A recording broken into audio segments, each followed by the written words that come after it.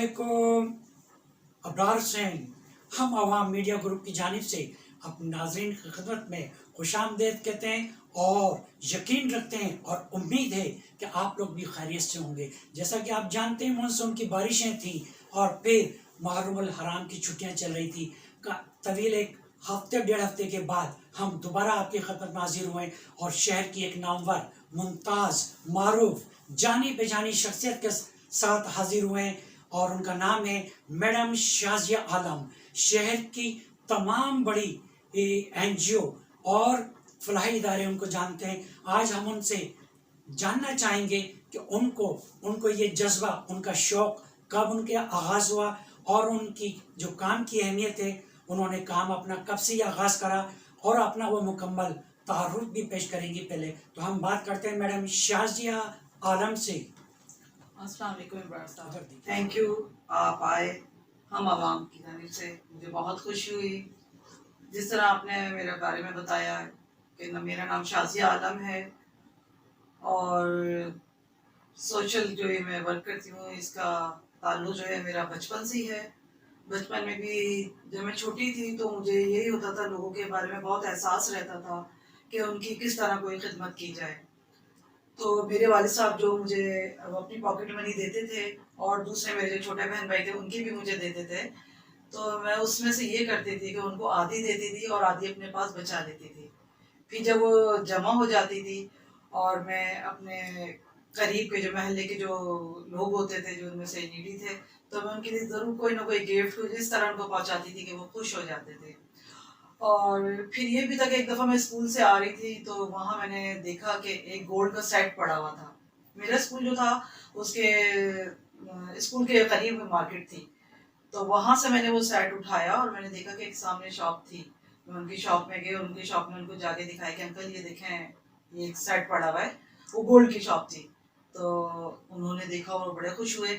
दरअसल उन्होंने जो वो कार्टन फेंके तो वो सेट भी उसमें चला गया।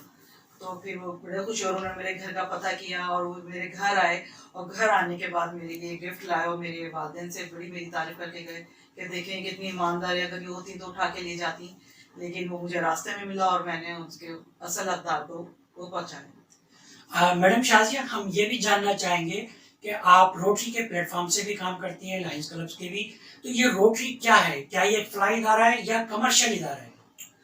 रोटरी देखिए एक NGO है और ये सोशल उस पे है, तो कम्युनिटी सिस्टम में जो वर्क किए जाते हैं उसमें किया जाता है। और आप ये देखें कि अगर हम अपने कमा भी रहे हैं और किसी अच्छी उसके लिए सोच रखना चाहते हैं तो फेलोशिप बहुत ज़रूरी होती है। फेलोशिप रखते हुए हम किसी की मदद करें तो वो और ज़्यादा अच्छा होता है। एक से दूसरा, दूसरे से इसी तरह चैन बनती है और फिर नए आइडिया आते हैं, अमाउंट होता है, तो लोगों की मदद करते हुए भी अच्छा लगता है। और फिर वही चीज़ होती है कम्युनिटी सिस्टम में कि एजुकेशन का है, मदर एंड चाइल्ड हेल्थ का है, कहीं वाटर का है, इन्वायरमेंट का है, तो ये मुख्तलिफ ऐसे निकलते रहते हैं कि एजुकेशन के लिहाज से तो हमें उस पर वर्क करते हैं। मैडम शाजिया, हम आपकी कवरेज फेसबुक पे भी देखते हैं, व्हाट्सएप में भी देखते हैं और मुख्तलिफ जो नशरियाती इदारे हैं, अखबार, चैनल वगैरह में भी हम आपको देखते हैं कि आप सीनियर सिटीज़न के हवाले से भी बड़ा काम करती हैं, स्पेशल बच्चों के लिए भी। तो ये किस हद तक है और किस नौइयत के आपको कैसा महसूस होता है इनके लिए काम करना? देखें, बुजुर्ग जो है हमारे घर की एक शान होते हैं, आन होते हैं, और हम जो है इनसे जो सीखा हुआ होता है वो हमारे अंदर आता है और वही हम आगे दुनिया में पेश कर रहे होते हैं। तो बुजुर्ग तो पहले ही हमारे लिए एक एजाज़ है, तो उनकी तो हमें बहुत उनकी इज्जत करनी चाहिए। और मैं उनकी इज्जत इस तरह करती हूँ कि मैं जाती हूँ उनके पास, उनकी मसाइल सुनती हूँ और उनकी जो छोटी छोटी ख्वाहिशात होती हैं ना, सच वो इतनी अच्छी होती हैं कि वो कोई उनका सवाल होता है कि हमें ये है, और उनके पास 5 मिनट बैठना भी हमें सालों की उनसे वो सीखने का मौका मिलता और है। स्पेशल बच्चे तो आप ही बताएं, जो माँ बाप होते हैं वो किस तरह सर्वाइव कर रहे होते हैं उन बच्चों को लेके। उनको ना वो कुछ बोल सकते हैं ना अपना कुछ बता सकते हैं, تو اب ہم جب ان کے پاس بیٹھتے ہیں ان کو ٹائم دیتے ہیں تو وہ اتنا خوش ہوتے ہیں، اپنی جو اندر کی جو فیلنگز ہوتی ہیں وہ بتا رہے ہوتے ہیں کہ کبھی کلر سے کھیل رہے ہوتے ہیں، کبھی ہماری کسی جولری، کبھی اینک کو دیکھ کے وہ کر رہے ہوتے ہیں کہ یہ چاہیے وہ چاہیے. تو ان کے اندر کی خوشیاں ان کی آنکھوں سے اور ان کی مسکراہٹ سے پتہ چل رہی ہیں، اور میں وہاں جا کے بالکل جی اٹھتی ہوں اور مجھے دل چاہتا ہے کہ میں ان کے درمیان ہی رہوں. مجھے بہت اچھا لگتا ہے ان کے اچھا ساتھ. میڈم شازیہ، آپ ہمیں یہ بتائیے، شہر میں چھوٹی بڑی جتنی بھی تقریبات ہوتی ہیں آپ ان میں نظر آتی ہیں، آپ کے دوستوں کی بہت بڑی ایک تعداد ہے، آپ کے فین ہیں، آپ کے رشتہ دار ہیں، لوگ آپ کی بڑی عزت کرتے ہیں. ایسی کیا وجہ ہے آپ کے اندر، آپ کے کردار میں، آپ کی شخصیت میں، آپ کے کام میں، کہ لوگ جوک در جوک آپ کے فین اور جلدی دوست بن جاتے ہیں؟ دیکھیں وہی بات کہوں گی نا کہ میں ایک شعر آپ کو پڑھتی ہوں اپنا، کہ لاکھ دل میں ملال رکھتی ہوں، لاکھ دل میں ملال رکھتی ہوں، پھر بھی سب کا خیال رکھتی ہوں، دیکھا جاتا نہیں کسی کا غم، خوش سب کو حسب حال رکھتی ہوں. تو یہی ہے کہ آپ کی جو مسکراہٹ ہوتی ہے، آپ کا اخلاق جو ہوتا ہے وہ سب سے اچھا ہوتا ہے، کاؤنٹ کیا جاتا ہے.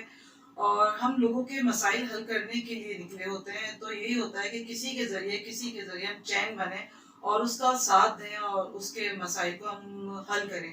تو یہی ہوتا ہے، کسی بھی پلیٹ فارم پہ ہوتی ہوں تو میں کوشش کرتی ہوں کہ میں کسی کے لیے بھی کوئی مدد یا کام آ سکتی ہوں تو سب کو یہی کہتی ہوں کہ میرے ذریعے آپ کا کوئی کام ہو سکتا ہے تو میں ضرور کروں گی، اور میں اس میں کبھی بھی تکلف نہیں کرتی. میڈم شازیہ، جیسا کہ آپ جانتی ہیں آج 6 ستمبر ہے، اور ہمیشہ 1965 کے بعد 6 ستمبر کو، جیسا کہ آپ جانتی ہیں کہ ہم ہمیشہ افواج پاکستان اور پوری قوم یوم دفاع مناتی ہے. آپ یوم دفاع کے حوالے سے قوم کو، نوجوانوں کو کیا میسج دینا چاہیں گی؟ میں جو نوجوانوں کو یہ میسج دینا چاہوں گی کہ دیکھیں ہمارے وطن کے لیے جو ہمارے پاسبان ہیں کتنی قربانیاں دیتے ہیں، تو ان کی قربانیوں کو رائیگاں نہیں جانے دیں اور اسی طرح بننے کی کوشش کرنی چاہیے نوجوان کو. تو پلیز یہی ہے کہ ہم ان سے اور ان کو کاپی کرنے کی کوشش کریں، کہ ان کا جیسا بننے کی کوشش کریں، اور ہمیں وہ بننا چاہیے. میڈم شازیہ، جیسا آپ جانتی ہیں کورونا ایک عالمی وبا ہے جس نے پوری دنیا کے ممالک کو اپنی لپیٹ میں لیا ہوا ہے. لاکھوں کی تعداد میں لوگ لقمہ اوجل اور موت کی نیند سو چکے ہیں. آپ اپنے پاکستانیوں کو کورونا کے حوالے سے، گو کہ پاکستان میں کورونا ابھی کم ہو گیا ہے، لیکن آپ پھر بھی کیا میسج دینا چاہیں گے اپنے ہم وطنوں کو؟ آپ کرونا کو یہ نہیں سمجھے کہ کرونا نہیں ہے، کرونا ہے اور بہت خطرناک حد تک ہے. آپ نے دنیا میں دیکھ لیا ہوگا کہ اس نے کتنی تباہی پھیلائی ہے. بھارت جیسا ملک دوسرے نمبر پہ آ چکا ہے. ہمارے تو اللہ تعالیٰ کا بڑا فضل ہے، بڑا کرم ہے کہ ہم نے کورونا سے بہت اچھی طرح اس سے فائٹ کی ہے، اور ایس او پیز کو فالو کیا ہے، اور اس کو کرنا چاہیے. آپ اس کو اتنا ایزی نہیں ہے. ابھی بھی ہم سمجھ رہے ہیں کہ کورونا کے کیسز کم ہو گئے، کہ 500 تک آ گئے، تو یہ نہ سمجھے کورونا موجود ہے. اور پلیز پلیز میں پھر کہوں گی کہ ماسک اور سینیٹائزر کا استعمال کیجیے، مجمع میں جانے سے گریز کیجیے، اور کم سے کم اب ایس او پیز کو فالو کرتے ہوئے اپنے کام کیجیے. دیکھیے دنیا چل رہی ہے اور ہمیں کام جاری رکھنا ہے، تو لہٰذا اس کے ساتھ ساتھ ہمیں ایس او پیز کو بھی فالو کرنا ہے. تو آسان نہ سمجھیں اس کو، اور اس کو یہ نہ سمجھیں کہ یہ چلا گیا ہے. یہ موجود ہے، اور جن ممالک میں چلا گیا تھا وہاں دیکھیں دوبارہ اس کا ہوا ہے. اور ہم اسکول بھی اگر کھل رہے ہیں تو میں یہی کہنا چاہوں گی کہ وہاں پر بھی احتیاط کی جائے اور ایس او پیز کو فالو کرتے ہوئے اسکول کھولے جائیں. ناظرین، آج ہم میڈم شازیہ سے بہت اہم سوال پوچھنے جا رہے ہیں. وہ یہ کہ آج کی جو نسل ہے، آج کے جو نوجوان ہیں، ان کے اندر مایوسی اتنی اس قدر اور غمگین کیفیت موجود ہے کہ وہ نشے کی جانب راغب ہو رہے ہیں. تو ہم میڈم شازیہ سے پوچھنا چاہیں گے کہ اس کا علاج اور اس کا سدباب کس طرح کیا جائے؟ آج کل کے تعلیمی ادارے جو ہیں وہ منشیات کے گڑھ بن چکے ہیں. تو خدا را ہم یہی کر سکتے ہیں کہ ان سب سے زیادہ ہمارے جو ارباب اختیار ہیں ان کو تعلیمی اداروں میں یہ منشیات کی روک تھام کرنی چاہیے، جس کی وجہ سے نوجوان نسل پڑھنے سے زیادہ اتنی مایوس ہو چکی ہے کہ وہ اپنی جان سے کھیلنا بہت آسان سمجھتی ہے. جب وہ بالکل ہر طرف سے مایوس ہو جاتی ہے تو اس کا حل یہ نکلتا ہے کہ وہ اپنی جان لے لیتی ہے. خودکشیاں اتنی عام ہو رہی ہیں اور تعلیمی اداروں میں پڑھائی کی جگہ منشیات ہیں. تو ارباب اختیار سے میری یہ ریکویسٹ ہوگی کہ برائے مہربانی ہماری جو نسل ہے، آئندہ آنے والی نسل کو ہم کیا دے رہے ہیں، وہ کیا ان کو مل رہا ہے. تو پلیز پلیز آپ یہ ختم کریں، منشیات کی روک تھام کی جائے تاکہ ہمارے نوجوان جس طرح پہلے ہمارے اتنے پڑھے لکھے ہمارے جو ہیروز ہیں ان کی طرح ہماری یونیورسٹیوں سے، اسکولوں سے، کالج سے وہی طالب علم نکلیں کہ جو آگے جا کے بھی کامیاب ہوں. میڈم شازیہ بالکل آپ نے درست فرمایا.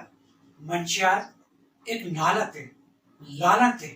اس لالت سے چھٹکارے کے لیے نوجوانوں کو اپنے اندر ایک حوصلہ پیدا کرنا ہوگا اور اس جنگ میں شامل ہونا پڑے گا، کیونکہ اس نشے سے ان کی جو جسمانی کمزوریاں پیدا ہوتی ہیں، والدین پریشان ہوتے ہیں، اہل محلہ، عزیز و قریب، دوست احباب پریشان ہوتے ہیں، وہ پورے معاشرے کے لیے سر درد ہوتا ہے.